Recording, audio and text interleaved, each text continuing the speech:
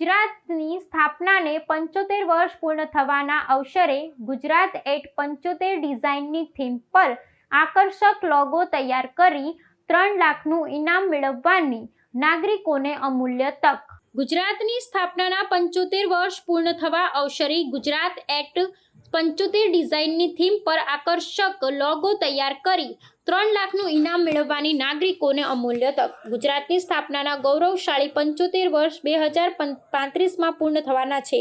આવા ઐતિહાસિક પ્રસંગની ઉજવણી રૂપે ગુજરાત સરકારે માય ગોવી ઇન્ડિયા પ્લેટફોર્મ પર રાષ્ટ્રીય સ્તરે લોગો ડિઝાઇનના સ્પર્ધાનું આયોજન કરવાનો નિર્ણય કર્યો છે। ગુજરાતના 75 વર્ષની આ ભવ્ય યાત્રાના પ્રતીક રૂપે સર્જનાત્મક અને અર્થપૂર્ણ લોગો મંગાવી તેને રાજ્યના આર્થિક નેતૃત્વ, ટેકનોલોજીકલ પ્રગતિ, સાંસ્કૃતિક પ્રભુતા અને લોકકેન્દ્રિત શાસનને ઉજાગર કરવાનો શુભ આશય આ સ્પર્ધામાં રહેલો છે।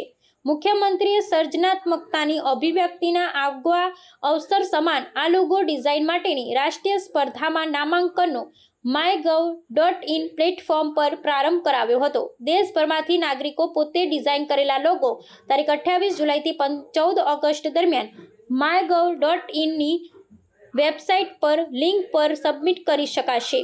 આ રાષ્ટ્રીય સ્પર્ધામાં પસંદગી પામનારા લોકોને ₹3 લાખનો પુરસ્કાર તેમજ પ્રથમ 5 સ્પર્ધકોને મુખ્યમંત્રીના હસ્તે સર્ટિફિકેટ એનાયત કરવામાં આવશે।